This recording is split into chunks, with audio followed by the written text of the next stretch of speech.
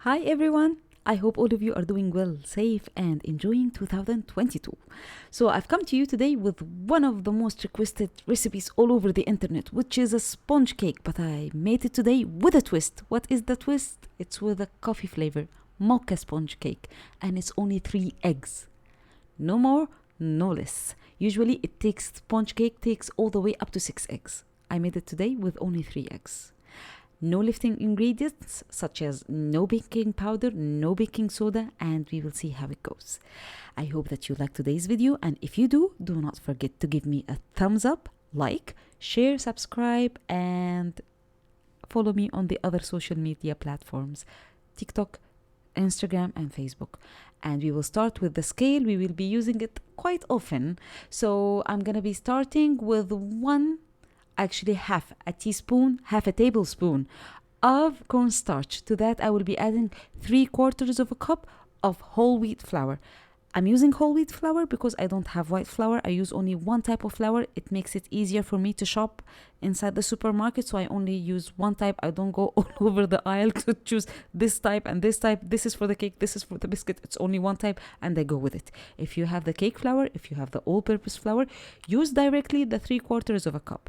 I'm using the cornstarch to make it less dense in taste. And to that, I'm going to be sifting the flour not only one time, 3 times, and actually it's going to be 4 times, but the 4th time it will be later on. And this to make sure that is well aerated. Put in mind, we don't have any lifting ingredients. That's why we want all the air trapped inside the dough. Okay? To that, I'm going to be adding 34. I'm remembering the ingredients. I don't have a paper to read from. That's why sometimes I'm mumbling with words. So 34 grams of hot milk, because I'm using powdered milk. So I'm gonna be using 1 tablespoon plus maybe 2 to 3 tablespoons of the water. Okay. To that, I'm going to be using decaffeinated instant coffee. You can use the regular instant coffee. I'm using the decaffeinated because I wanted to increase the flavor of the coffee to make it really mocha. So I'm using 3 to 4 teaspoons of coffee, and it's up to your taste. It will be dissolved, so it will not affect the chemistry of the cake itself. And to that, I'm going to be adding only 26 grams of butter. This is all the fat inside the cake's dough. That's it. 26 grams only, which is equivalent to 1 tablespoon, 1.5 tablespoon of butter. And to make sure the butter is well melted, I will put all the mixture on a hot water bath. Now to the dry ingredients. I'm going to be using 3 medium eggs, approximately 126 grams, and 1/4 of a cup of sugar. I'm using brown sugar because I don't use white sugar. You can use white sugar if you want. 1/4 of a cup plus 2 tablespoons plus half a teaspoon of vanilla sugar plus salt. You can use white sugar. You can use all the way up to half a cup if you want. It's all up to you. I'm trying to minimize the damage. That's all. And I'm going to be using hot water bath again. If you think your water is too hot, keep it for 5 or 10 minutes to cool down a little bit. But make sure, as you can see, I'm pointing to you that the water level is a little bit above the eggs. And I broke the eggs and stir it, and then I'm gonna be starting to whisk it. I beat the eggs for total of 8 minutes. 3 minutes inside the hot water bath, and when it started to give me a very good volume, I didn't want to risk my luck, so I took it out and continue the remaining 5 minutes outside. And as you can see, it gives me a soft peak, and it's very good. Now this is the 4th time for sifting the dry ingredients, and don't worry, it will not take that effort. It doesn't look that hard. Okay? And carefully with my whisk, I'm gonna be combining the dry ingredients with the wet or the beaten eggs, trying to preserve the majority of the air that we've worked very hard to make. After the dry ingredients is well dissolved and no more lumps inside my mixture, now I'm going to be adding the milk, coffee, butter mixture. Stirring everything, and thank you, we are done. It doesn't get any easier than that. We will keep stirring, Make sure everything is well combined, and we will take a tray, baking tray. I'm using the one that I'm using is 22 centimeters, the diameter. You can use two small or baking trays, or maybe you can use one larger one. But put in mind, whatever you will use, it will affect the time of the baking. On a preheated oven on 180 Celsius, which is 350 Fahrenheit.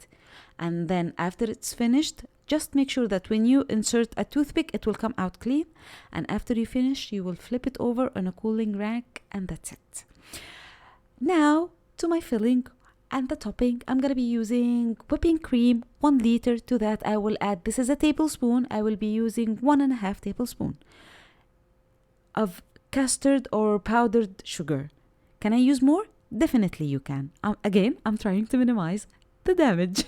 I want it to be less guilty. Let me put it this way. And 1/2 teaspoon of vanilla sugar. Now what I'm doing with a serrated knife, I'm cutting my cake into half. And as you can see, it's very nice. No big bubbles in the middle. Exactly as you want it. And to prevent the big bubbles, by the way, I forgot to mention, but you saw me, I was hitting it to the floor or to the surface before baking it. Now what I'm doing, I like my cakes to be moist. So I have used milk, room temperature milk, and I brushed it. I brushed the cake with it. You can use sugar syrup, you can use juice, it's up to you. I prefer the milk. I thought it was the healthiest option. If you have other options, let me know in the comments section below. Now I've added the first layer of the whipping cream, and then the second layer of the cake, and then brushing it again with the milk. But I did a mistake. I need to confess it. I will not make myself pretending or saying that I know everything. I did a mistake. I overbeat my whipping cream. It was about to turn into butter. That's why it looks funny. So do not do my mistake and preserve your whipping cream very well. So now after putting it in the pastry bag, I was testing it because I know it will not look very well, but I'm not a big fan of wasting food.